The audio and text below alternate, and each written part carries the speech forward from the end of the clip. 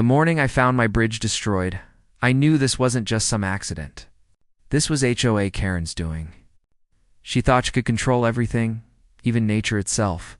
What she didn't know was that I had one powerful card to play, Thestrium running right through our properties. This is the story of how I turned the tables.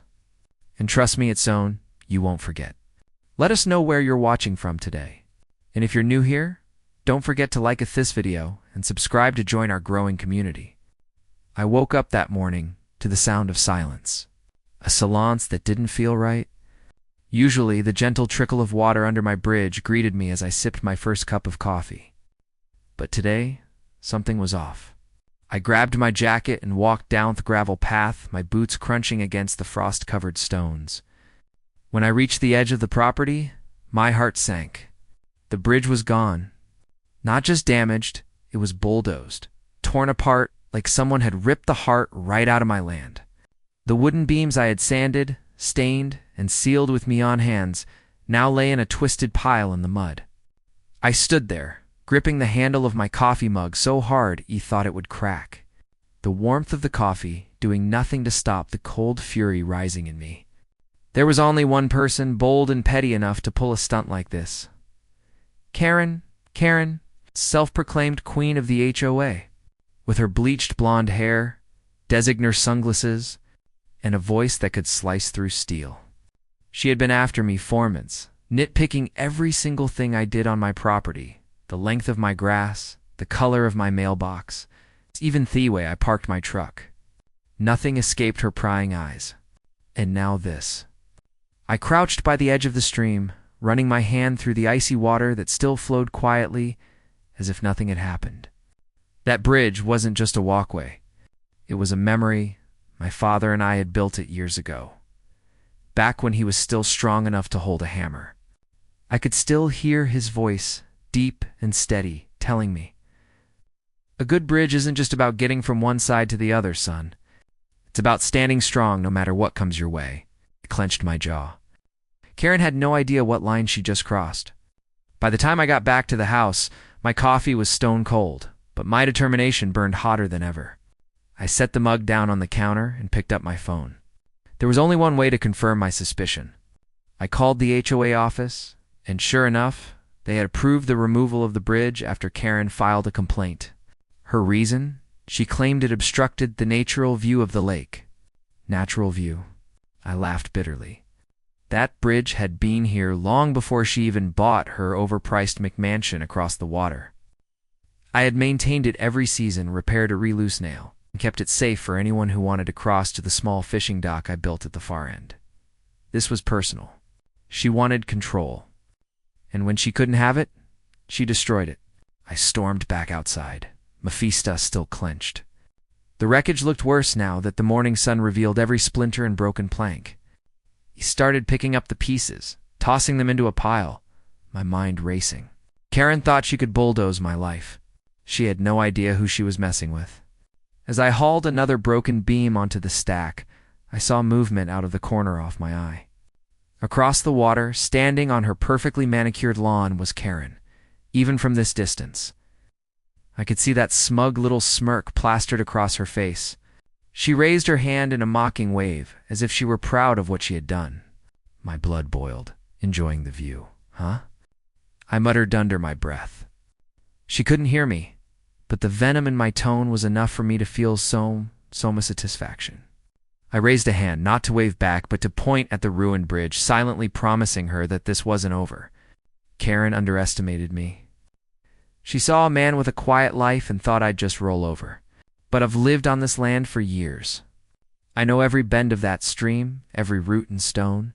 If she thought destroying a bridge would break me, she was dead wrong. I took one last look at the pile of wreckage and then turned to the shed. My tools were still there, lined up neatly on the wall. A plan was already forming in my head. This wasn't just about rebuilding.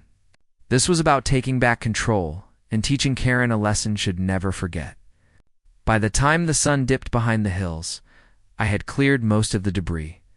My hands were serene, my back ached, but I didn't care. I stood there, staring at the stream, watching how it curved and twisted around the property line. An idea sparked in my mind, a dangerous, clever, and downright poetic idea. If Karen wanted to play games with the land, maybe I could let the land play back. The next morning, I didn't even get a chance to drink my coffee before I heard her voice. It carried across the lake like nails scraping a chalkboard. I stepped outside, and there she was, Karen, standing on the far side of the lake path with her arms crossed, wearing her HOA queen bee look. Oversized sunglasses, a bright pink windbreaker, and a self-satisfied smirk that made Mr. Mac turn. "Well," she called out, "I see you finally cleaned up that ugly mess you called a bridge. Took you long enough?" I gripped the porch railing so hard I thought the wood would splinter. "What did you just say?" I shouted back, my voice sharper than I intended. She pulled down her sunglasses, just enough for me to see those cold, calculating eyes. "You heard me? That bridge was an eyesore. I had the right to file a complaint," the HOA agreed. "And now look, the view is so much better." My fists clenched at my sides. "Better? That bridge has been here longer than your house, Karen. It wasn't hurting anyone. You had no right to bulldoze something that isn't yours." Karen gave me that fake, syrupy smile she always used when she was about to deliver a threat. Oh, I had every right. The path to the lake falls under HOA jurisdiction. And if you think you're rebuilding that monstrosity, think again. I'll have it torn down the second you lay a plank. I took a deep breath, trying to keep my temper in check, Karen. That path runs through my property, my land. That bridge was mine, built by my father and me. You crossed a line. Her smile widened as if she was savoring my anger.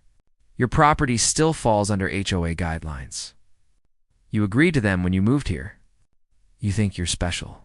The rules apply to everyone, even you. I stepped off the porch and walked closer to the edge off the water, my boots sinking slightly into the muddy bank. Rules. Don't talk to me about rules, Karen. The only rule you'll care about is whatever makes you feel powerful.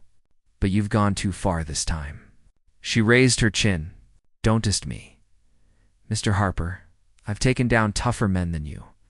Rebuild that bridge, and I'll make sure you're fined every day until you can't afford to stay here. I'll drag you through every home meeting, every court hearing, and you'll lose. Her words were like gasoline thrown on a fire, already raging in Sadim. I wanted to yell back to tell her exactly what I thought of her. But I knew that's what she wanted, a scene, an excuse to paint me as the unreasonable neighbor. So instead, I just stared her down, letting the silence stretch between us like a drawn bowstring. "Finally," I said quietly, "you're going to regret this." Her smile faltered for just a second. Maybe she heard something in my voice. A premise, not a threat. Then she put her sunglasses back on and turned to walk away, tossing her parting words over her shoulder. "We'll see about that." I watched her retreat, my jaw tight and my pulse pounding. This wasn't just about a bridge anymore. This was about principle, about standing up to someone who thought they could bully every Ninto's submission. I wasn't going to be her next trophy. I spent the rest of the day pacing my property, studying every inch of the stream. Karen believed she held all the cards because she had the HOA behind her. But what she didn't know is that the land and water rights here were complicated. I'd inherited this place from my father. He'd made Soretto keep records of every boundary, every easement, every clause in the old property deeds. Somewhere in those dusty files was the proof I needed. The proof that this stream and the bridge were legally mine. That evening, I dug through my father's old wooden chest. It was filled with maps, documents, and yellowed property surveys from decades ago. I laid them out across the kitchen table, the smell of old paper mixing with the faint aroma of coffee. As I traced the lines of the stream on a 40-year-old map, my eyes landed on something that made me grin for the first time in days. The original deed clearly stated that the stream was part of my property, not HOA land. Karen's threat suddenly felt hollow. If I played my cards right, I could not only rebuild the bridge, but also make her eat her own words. Just as I was packing up the papers, I heard a knock on the door. It wasn't a friendly one. It was sharp, authoritative, like someone wanted to start a fight. I opened the door to find Karen standing there with two other HOA board members. Her lips curled into a grin. "We just came by to remind you," she said, "that any unauthorized construction will result in immediate fines. We'll be keeping an eye on you. E crossed my arms, leaning against the doorframe. Is that so? Well, thanks, fourth reminder, Karen. I'll make sure to keep everything legal.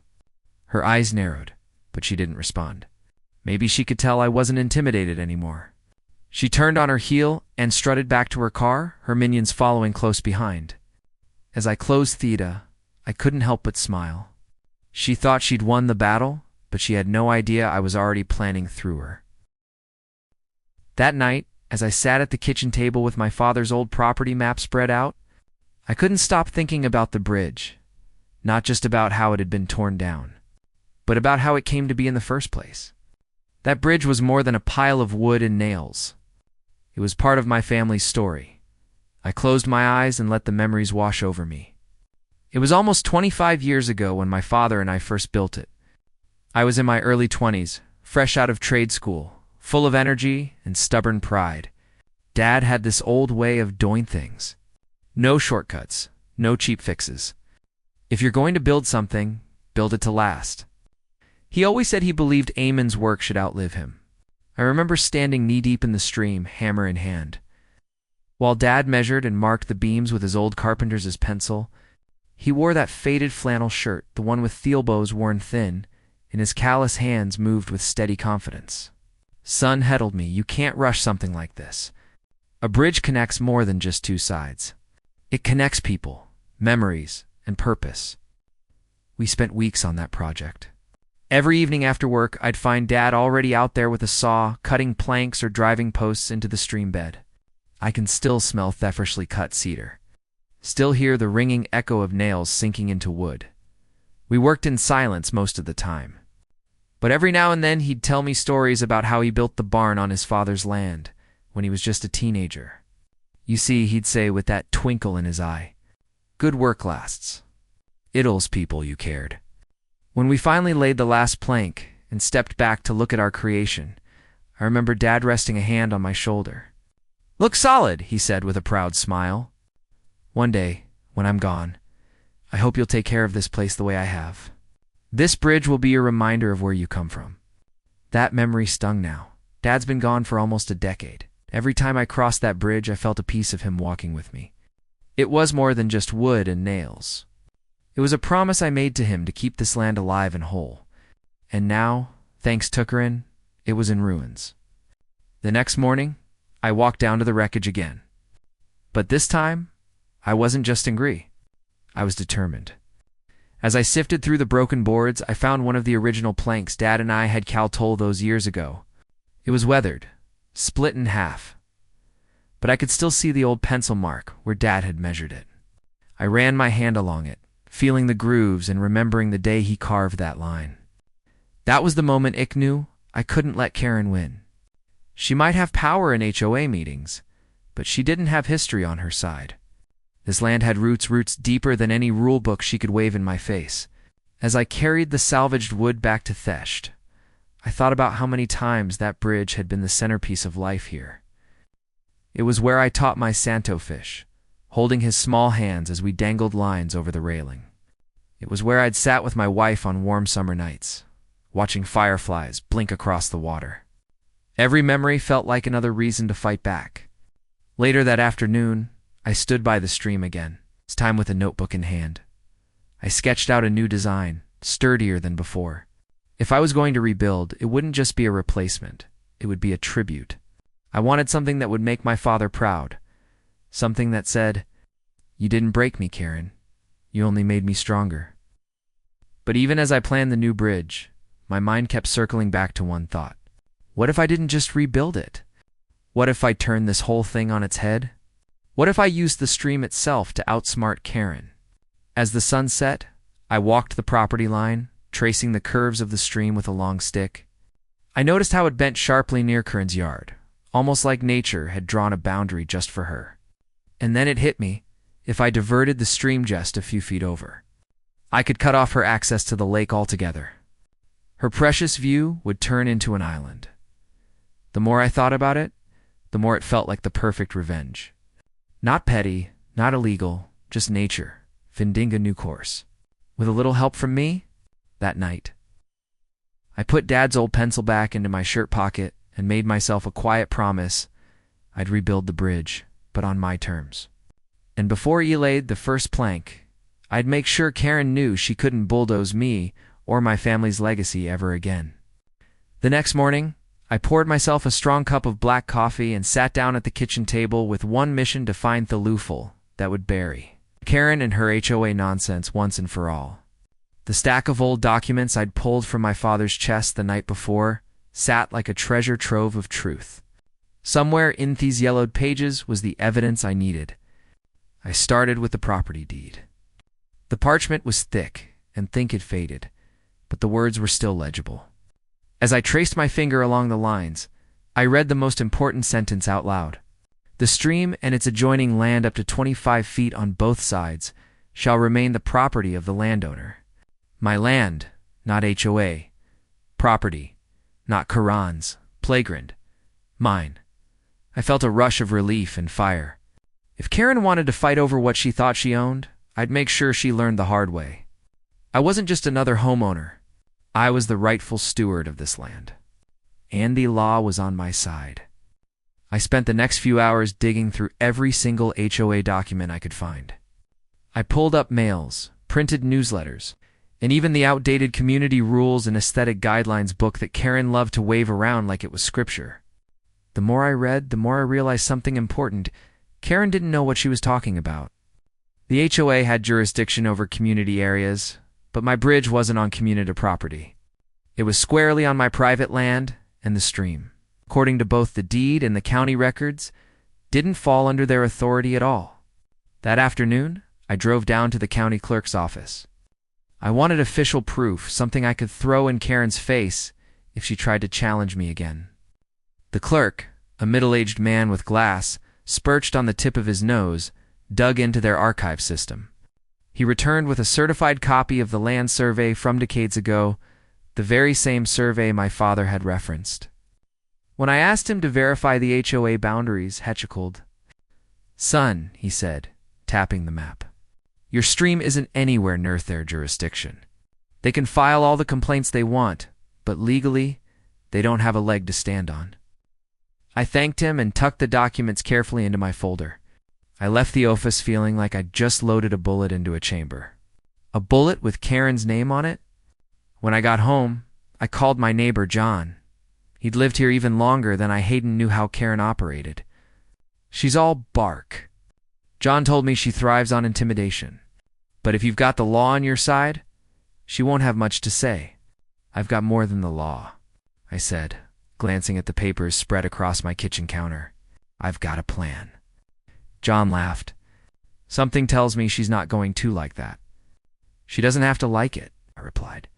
"She just has to learn when to back off." That evening, I saw Karen strutting along the opposite bank of the lake, phone pressed to her ear. She looked like she was barking orders, probably to her HOA board. When she noticed me standing on my property, arms crossed and smirking, she shot me a glare that could curdle milk. I raised the folder of legal documents just high enough for her to see. "What's that?" "Shush," shouted across the water. "Oh, just proof," I said, my voice calm and deliberate. "That you don't own this stream, Karen, and you never did." Her face twisted in frustration, but she quickly recovered, shouting back, "We'll see what the board has to say about that." I couldn't help but laugh. "You know that, but this time, Karen, the law isn't on your side." At night, I sat in my porch, sipping a second cup of coffee as I stared at the moonlight, glinting off the stream. It wasn't just about rebuilding the bridge anymore. It was about sending a message. If Karen thought she could bulldoze my history and my rights, she was about to learn just how wrong she was. I pulled out a notepad and started sketching again. But this time, my focus wasn't only on the new bridge. I was drawing plans to redirect the stream, a small trencher, a slope adjustment there. With the right equipment and a few well-placed channels, I could nudge the water just now to create a narrow moat around Karen's property.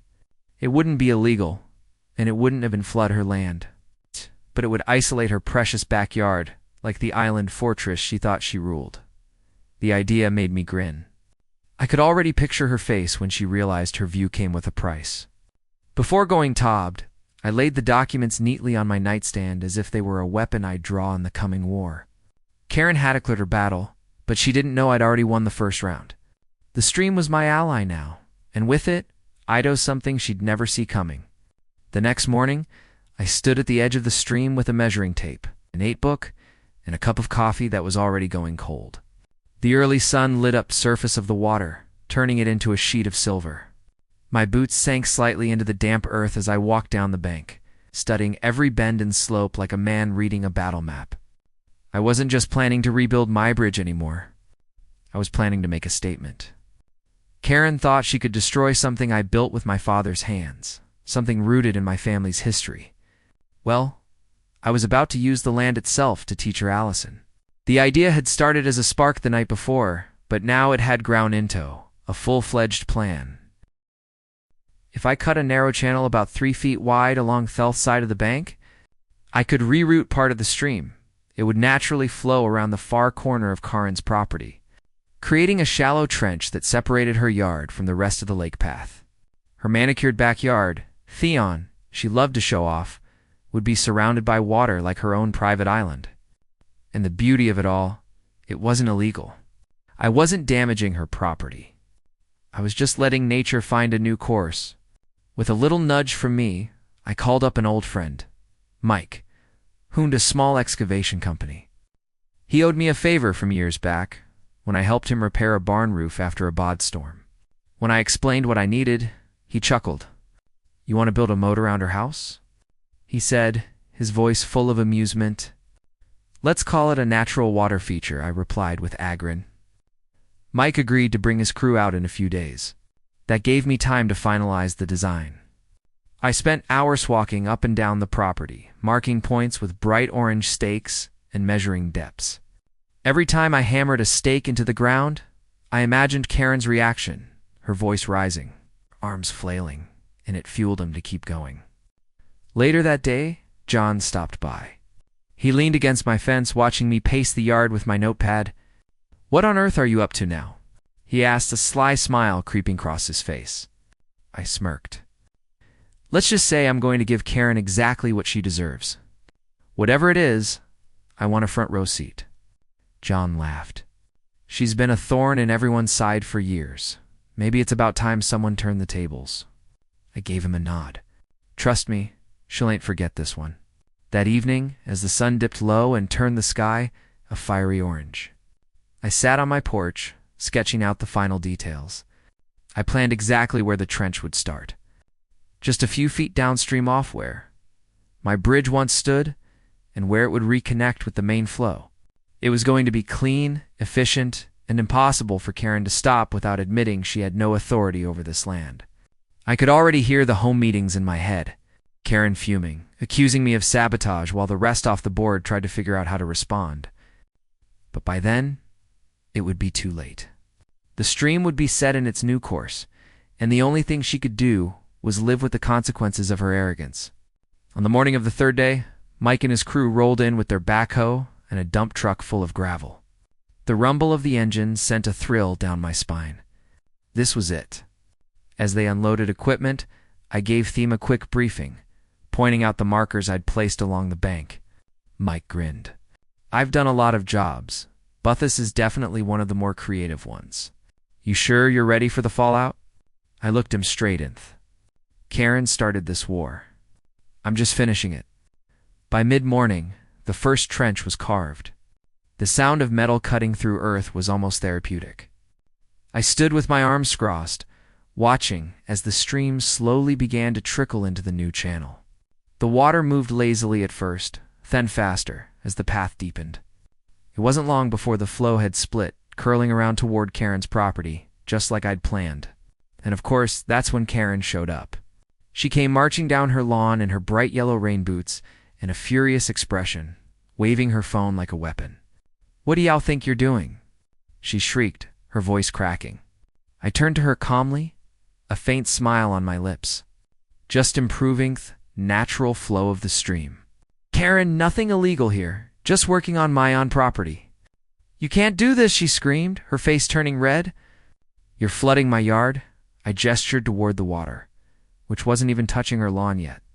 Looks to me like everything's perfectly under control. Maybe you should take a step back before you get your shoes wet." Her jaw dropped. "I'll call the HOA. I'll call the county. You'll regret this." "Go ahead," I said. "I already spoke with the county. Turns out this stream belongs to me and the HOA. They have no authority here."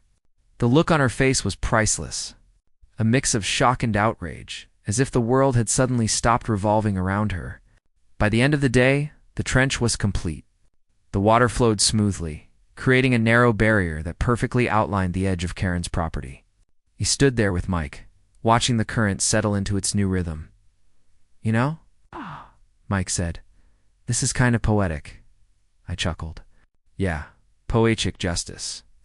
The morning of the big day broke crisp and clear with a golden sun rising over the horizon. I woke up before dawn, a mix of determination and anticipation buzzing in my veins. Today was the day I'd finish what I started the day Karen would see. With her own eyes that I wasn't a man to be pushed around, I poured myself a quick cup of coffee, grabbed my work gloves, and stepped outside. The air was cool, carrying the earthy scent of damp soil from yesterday's trench work. Mike's crew was already pulling up the driveway, the rumble of their diesel engines rolling through the stillness like distant thunder. "Ready to finish this masterpiece?" Mike asked with a grin as he hopped out of the truck. "More than ready," I said, shaking his hand firmly. "Let's make it happen." That plan for today was straightforward: deep in the trench, stabilize the banks with gravel, and let the full current of Thestream redirect into its new path. With the groundwork already in place, it'd waste time to let nature take over with a little nudge from a backhoe. By mid-morning, the machines roared to life. The backhoe's arms swung gracefully, scooping out soil and smoothing the trench like a sculptor carving clay.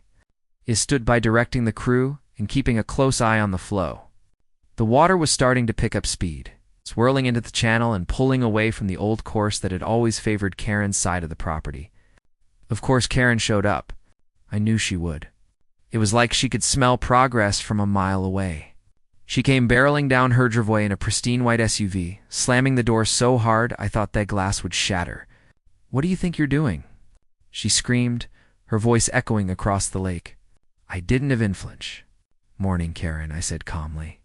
"Just doing some landscaping. It's perfectly legal landscaping, I might add." Her eyes widened as she saw the trench cutting a clean line near her backyard. "Landscaping. You're diverting Thestream. This is destruction. You're ruining my property value." I crossed my arms and stared her down. "Your property, Karen. This is my land. My stream? You've got no say in what I do her. Not after you bulldozed my bridge." Karen's face turned crimson.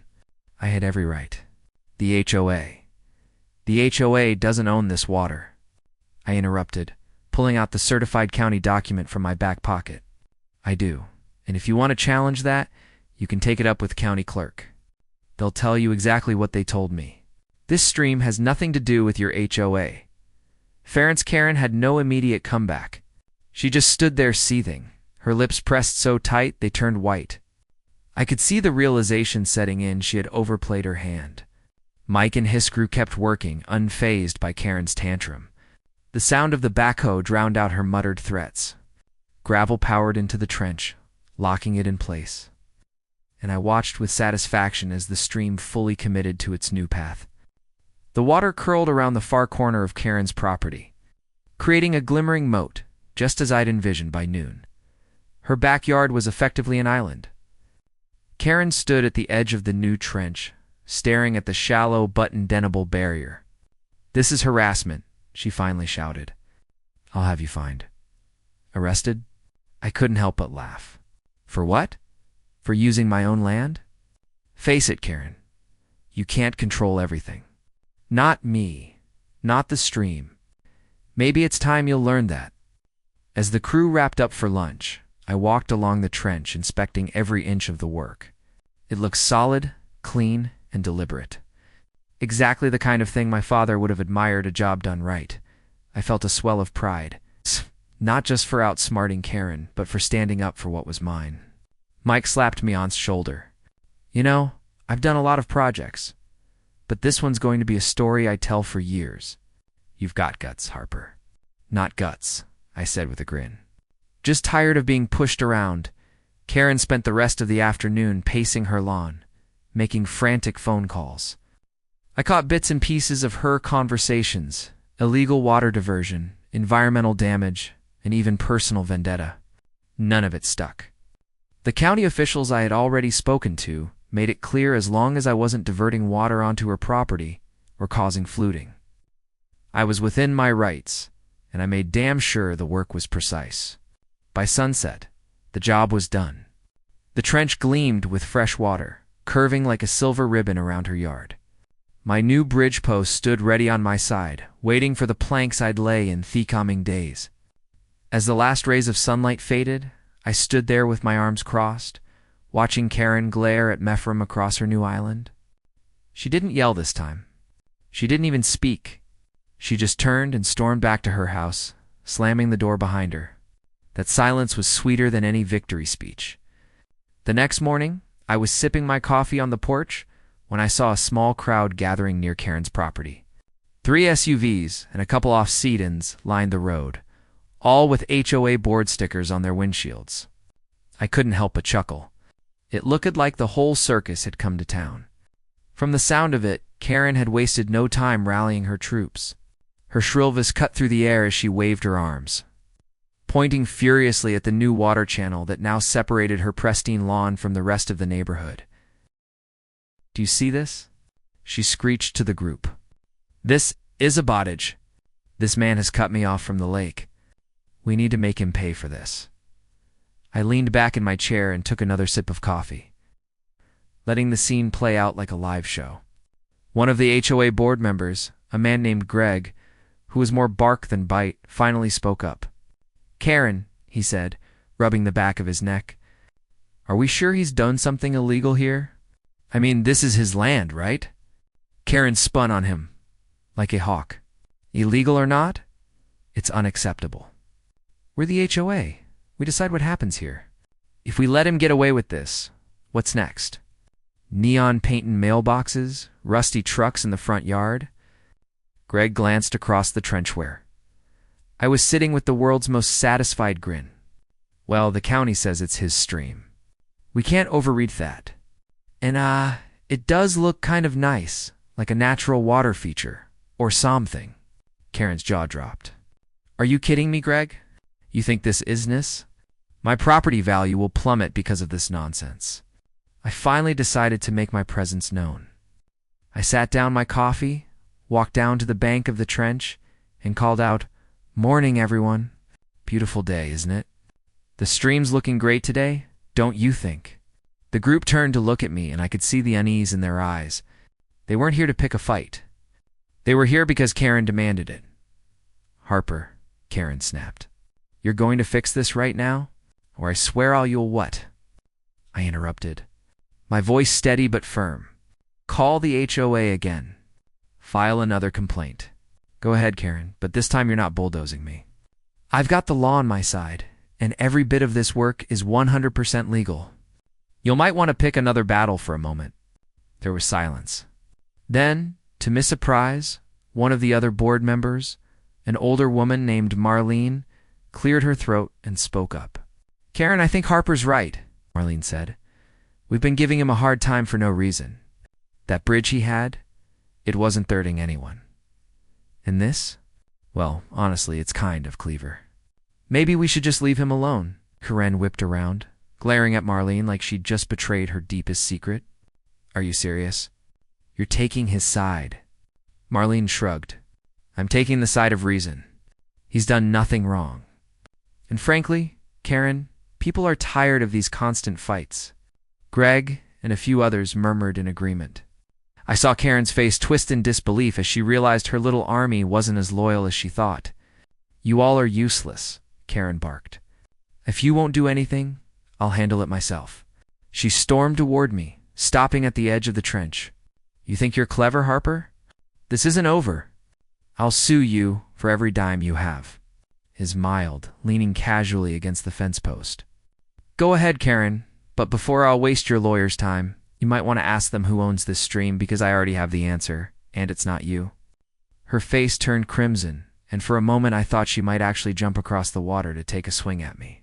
But instead she let out a frustrated scream and stomped back toward her group. By afternoon, the home meeting dissolved into chaos. From my porch, I overheard bits of their conversation. "We don't have the authority." And "Karen, you need to calm down." And finally, "This is your fight, not ours." One by one, the board members got in their cars and left, leaving Karen standing alone by the edge of her property, glaring at me like I was the devil himself. I raised my coffee mug in a mock toast. "Better luck next time, Karen." She spun on her heel and stormed back into her house, slamming the door so hard I heard it echo across the lake. That evening, I walked down to the trench and stood there for a long while, watching the water glide smoothly through its new course. It was peaceful, the kind of peace you feel when you know you fought the right fight and come out stronger. But I wasn't done yet. Not by a long shot. Minu Bridge was still just a plan on paper, and I intended to build it bigger and better than ever. This wasn't just about winning. It was about reclaiming what Karen tried to take from me. The morning after the HOA fiasco, I woke up with a clear mind and a plan. The war with Karen wasn't just over. I had one, and now it was time to rebuild what she had tried to destroy. Not just for me, but for the memory of my father and a very moment tied to that bridge. I spent the early hours hauling the salvage planks from the shed, each one cleaned and sanded until it looked new. The smell of freshly cut cedar filled the air, taking me back to those long summer days with Dad. For this rebuild, I wasn't cutting corners. This bridge was going to be stronger, wider, and anchored so deep that even a bulldozer wouldn't touch it. By mid-morning, I had the foundation posts in place. Eastward, knee-deep in the stream, hammer in hand, pounding each support beam into the earth until it felt like part of Theland itself.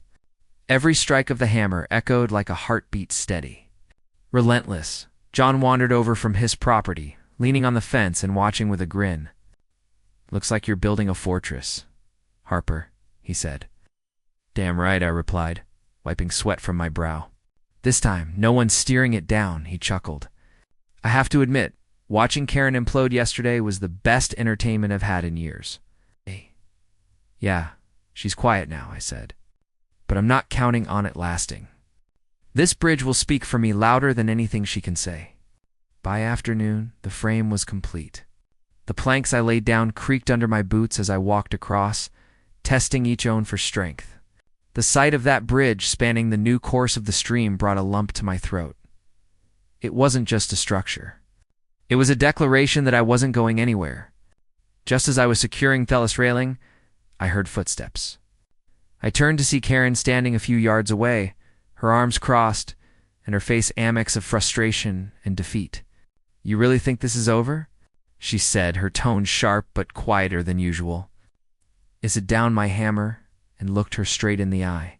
"It's over, Karen. You lost this battle the second you decided to bulldoze something that didn't belong to you. This bridge, it's not just wood and nail. It's my father's legacy. You don't get to touch that."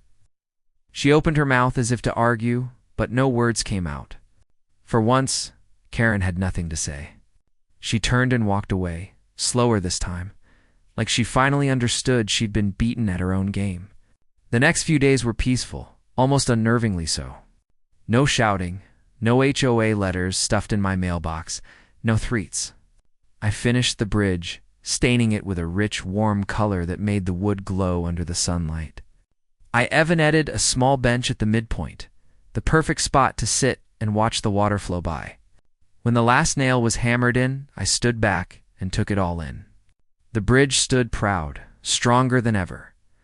My land was quiet again, and for the first time in weeks, I felt a deep sense of closure. That evening, John brought over a cooler of cold beer, and we sat on the new bridge as the sun dipped below the trees. "You know," he said, raising his bottle, "you taught everyone here a lesson." Karen thought she wasn't touchable, but you proved her wrong. I smiled, clinking my bottle against his. It wasn't just about proving her wrong. It was about standing up for what's mine. Some things are worth fighting for, no matter how loud the opposition gets. As the stars came out, I thought off my father. I imagined him sitting next to me, nodding in approval. Good work, son. I could almost hear him say that bridge was more than a piece of wood. It was a symbol of resilience, of not letting anyone rewrite your story. Karen never apologized. Of course, but she stopped showing up at my property. And word around the neighborhood was that the HOA board was growing tired of her antics. It seemed that isolating her yard, both literally and figuratively, had made her realize she wasn't as powerful as she thought. I leaned back on the bench and watched the stream curl gently around her now lonely backyard. It felt like poetic justice. Karen had tried to destroy something meaningful. But in the end, she was the one who ended up trapped both by her own arrogance and by the stream I'd reshaped. I took a long breath, letting the cool night air fill my lungs. Justice served, I murmured, smiling. And that's how I took back my land, my bridge, and my peace of mind. Sometimes standing your ground isn't just about winning. It's about making sure your story is heard. If you've ever dealt with someone like Karen, you know how satisfying it feels when justice finally comes around. Thank you for sticking with me through this journey.